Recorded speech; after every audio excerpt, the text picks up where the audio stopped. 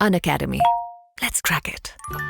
Once again, I'm very happy to be back amongst all of you, and I thank Unacademy with this opportunity for giving me this platform to speak to all of you. So, a lot of aspects of my playing career, and the first topic which all of you can see on your camera and on your computers is the straight drive into leadership. As you go through the various pointers today, if you see, we speak about the dressing room, we speak about management on the field, we speak about challenges, we speak about the art of captaincy, and then finally with watching my legacy grow. The leadership, my entry into leadership came suddenly. First it came in 1999 when I was a young boy, and the Indian cricket team was divided into two teams. One had to go to the Commonwealth Games and the other had to go to Canada, where we were playing the West Indies. And I was first time made captain, full-time captain for the 3 one-day matches. We had a very young team. Me and Rahul Dravid was the vice captain, and we split the Indian contingent into two halves. And the West Indies was a very good side. They were led by the great Courtney Walsh, there was Brian Lara, there was Shivnarayan Chandrapal, Chris Gill, and they were pretty much a full-strength team. So that was my first entry into leadership in my tenure as captain, and we won the series. We beat the West Indies 2-1. And I think after the 87 World Cup, there was a massive dip in India's performance, particularly overseas for a period of good 12-13 years. And that's for me was the biggest challenge of leadership, of creating a team which won away from India. That series finished with India beating South Africa at home, and then the Hansi Cronje saga came in, and it just took the entire world by storm. I think we were a completely new side. Me, Sachin and Rahul were the senior most. Anil was there, an absolute champion, what he has been over the years, and we had to rebuild the side. It actually helped me because I was a young leader, a young captain, and it helped me actually take over a young team. Me and Rahul made debut in 1996 together. So to be honest, the two senior men were Sachin and Anil Kumble, and the rest were at par. We were just into the national team. VVS Lakshman came in, one of my very dear friends, and that's when I took over as the reign. And we talk about leadership, we talk about captaincy. My captaincy did not have any specific rules and guidelines. As they say, and I've said that in many a number of times in my various speeches, that my captaincy did not come out from the books of the art of captaincy or some great captains who have written down, or I've spent nights after nights going through those books and trying to put my captaincy in a similar platform. The best advice, I was a young captain then, and I met one of the great captains in one of my away tours just after I became captain in Zimbabwe. And I asked him that, what do you think about captaincy? And he told me some simple ideas and simple thoughts. He said, you've been given a responsibility, and a lot of you in your careers, in different lives, whether as a leader of a corporate, a leader of your various projects, or even in the sports world, you will be thrown into the deep end. And the best thing he told me was that, Sourav, you've been given a responsibility to lead your country. You do it the way you think is best. You need to be honest to yourself. You need to be honest in the sense that you've given everything you have within you for the betterment of the team, for winning cricket matches. And by the time you go to bed in the night and put your head on the pillow, and you're thinking about the day of what you've done, you should be able to tell yourself that I gave everything I had to change this team. Communication is very, very important. So the young players who came in, the message was loud and clear that all what I want from you is the day when you are in good form, when you are in a good day, India needs to win cricket matches. I never believed in draws. I never believed in playing well and still not winning. So for me, identifying the talent was important. And once the talent was important, it was identified, you give them an absolute clear platform to express themselves. Express themselves in a way that for all what they needed to be, there was that red or the white cricket ball coming out of the hand. Should not be bothered about what the world thinks about themselves. They should not be bothered about what the selectors think about themselves. They should not be bothered about what the captain thinks about themselves. All what they need to be bothered about is that red ball or the white ball coming out of the bowler's hand. So The fear factor was very, very important. For me, the art of captaincy, the art of leadership, the art of building good teams was about man management. Man management is very important in everyone's life. It's not just about man management, but it's also about psychological management of everyone. The players you play, the support staff, to get the team together, and you have to manage everyone individually. I was fortunate enough to lead a very strong Indian side, and an Indian side where the likes of Tendulkar, Dravid, Kumble, Lakshman, they all in their own rights had the capacity of being the captain of India. And I considered myself fortunate to be in that position to lead them. And what I did best, and what I feel all of you must try, is to make themselves as leaders as well. You did not have to have the word captain next to your name to be a leader. You create a group of leaders. That's what we did with Tendulkar, Dravid, and make them responsible. Tell them that as much as I am a leader of the team, and probably the name captain is not next to your name when the team list is announced, but for me, you are a leader as well. You have to lead by your performances on the field. So for me, handling pressure on the field is a very important way of handling how your career, and it's a very important managerial work or managerial mindset which you have to get in. You have to create your own way of handling pressure, and the best way of handling pressure was to create a system where you get cut off from the rest of the world. I used to play a lot of cricket at Eden Gardens.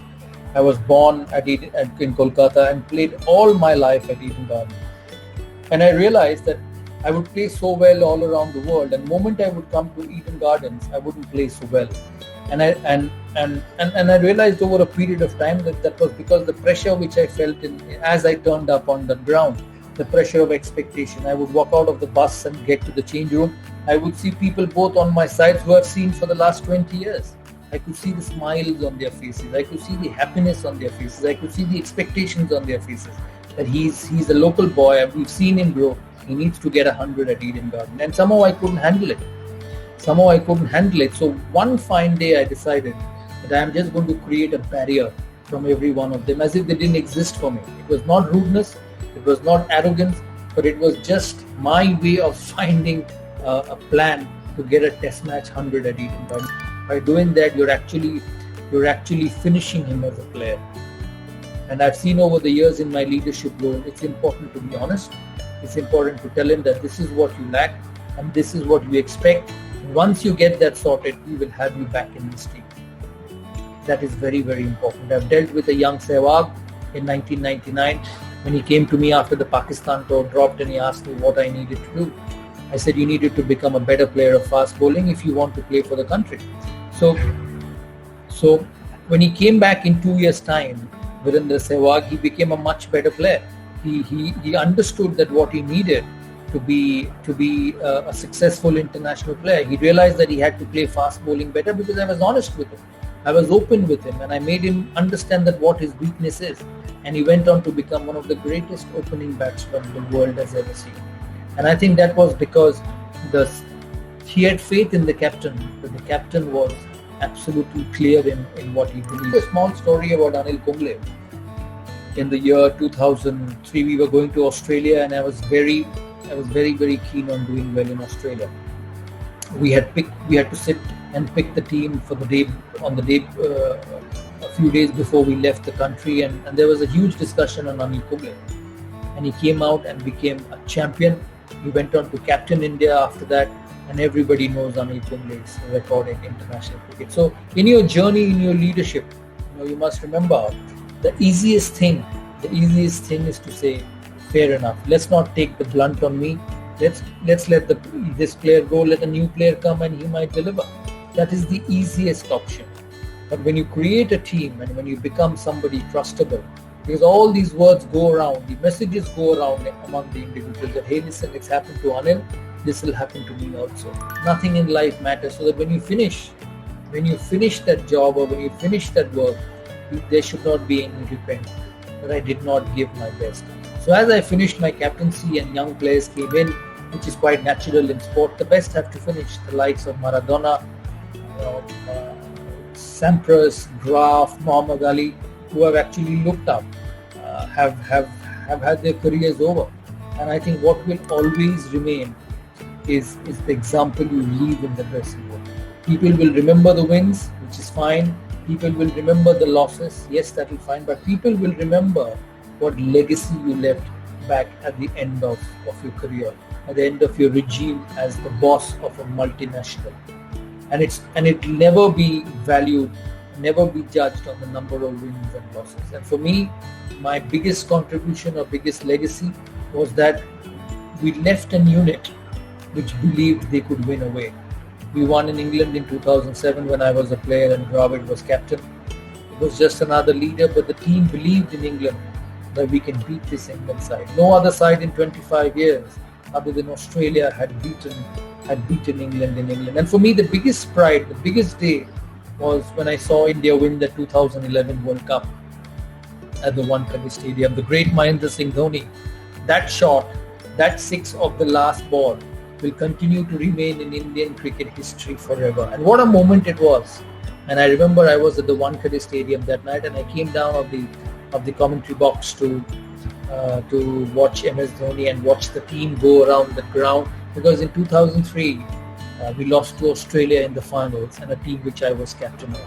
So I was so happy to see MS Dhoni have the opportunity to lead to win the trophy, and that team had 7 or 8 players who played under me, who started their careers under me, the likes of Sehwag, MS Dhoni himself, Yuvraj, Zaheer Khan, Harbhajan Singh, Ashish Nehra. They all started their careers. So I think that's a legacy which I was extremely happy to leave behind as a captain.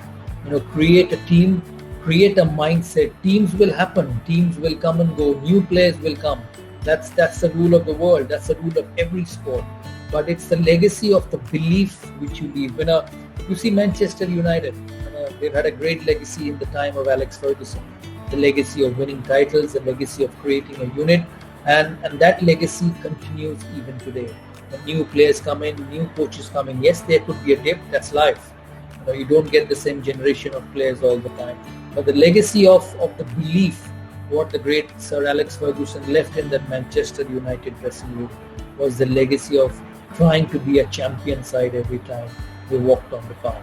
So for me, the biggest legacy was that I left was that the boys or the team members would believe that India is a side which has the ability of winning at home and winning away from home. Not be successful every time.